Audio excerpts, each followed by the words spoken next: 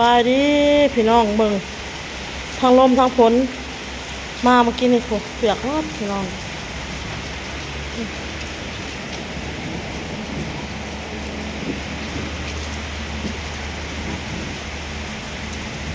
เปียกหมดเลยพี่น้องเลย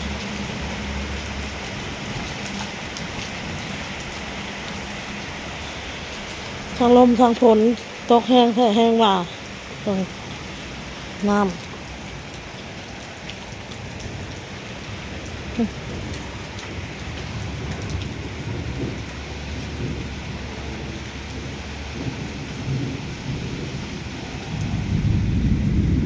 ไปแล้วพี่น้องเริ่มแจ้งแล้ว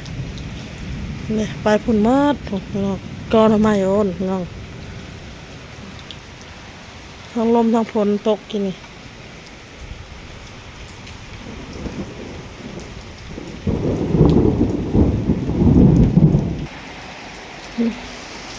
ตัดน้ำออกพี่น้องเคลียร์ออก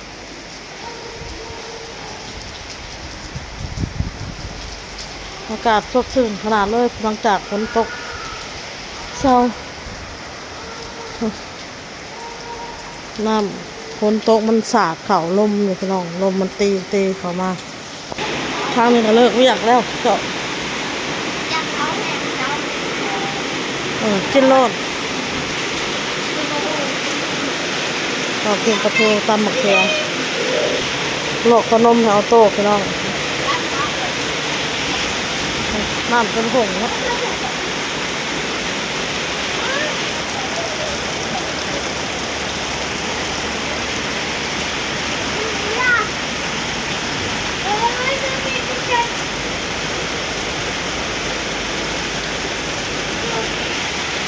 เสียงฝนแต่ถามว่ายุดหรือว่าก็ยังบ่ยุดยังตกอยู่ค่ะตกลิ้นพี่น้องลมทางลมทางฝนเมื่อกี้นี่ไปแล้วเพิกแล้วน่าจะฝนตกลิ้นแง่เลยหลังจากฝนเศร้าตกแล้วอ้นก็สิมาทำความสะอาดบ้านพี่น้องเมียนเฮือนเนาะอัปเดตเฮือนซานให้เบิ่งพี่น้องอันทั้งที่อันนั้นมันแตกเลยพี่น้องแล้วอ้นก็เลยใส่กระซามเนาะเบิ่งอ้นปัดแล้วเรียบร้อยแล้วพี่น้องมีแต่ทูเนาะปัดกวาดแล้วเรียบร้อยแล้วมีแต่ทูพี่น้อง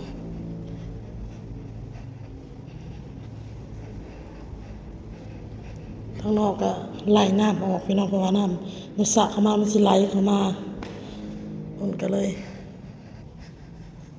สระน้ำออกกำลังแห้งข้างนอกพี่น้องปัดกวาดแล้วเรียบร้อยแล้วนะพี่น้องเลย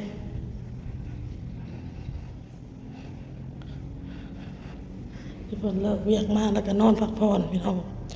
ฝนตกเช้าบางทีได้เห็ดตอนแรกบางทีบ่ได้เห็ดตอนแรกก็เป็นมื้ออื่นนี่เมียนห้องพอโตก็นอนพี่น้องเมียนห้องเมียนแห้งเจ้าของแล้วเรียบร้อย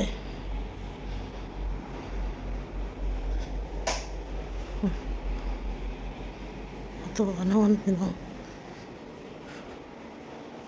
เครื่องของ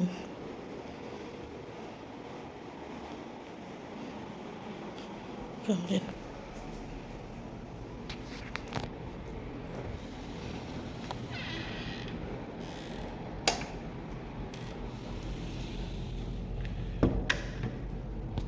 มันจะสิทูบัดตัวนี้แล้วเลยห้องเมียนแห้งแล้วแต่อ้นสิทูนี่เลยทูตัวนี้แล้วก็ทูทางงานทูระเบียงถือว่าแล้วพี่น้องเนาะเวียกเมียนซานเฮา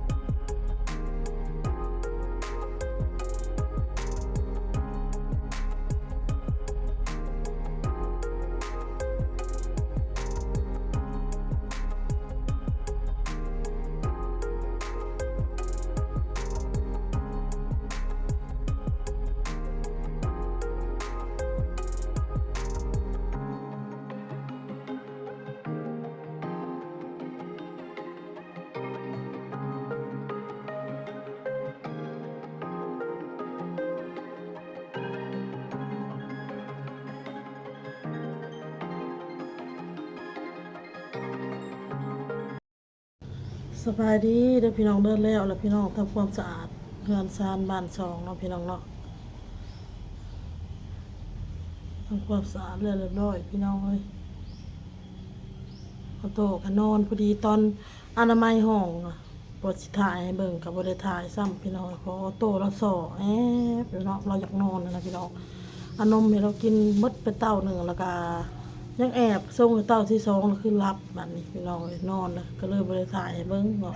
มีจะมาถ่ายแต่ทางนอกให้เบิ่งพี่น้องแล้วก็ตอนแล้วเนาะอัปเดตให้เบิ่งพี่น้องเลย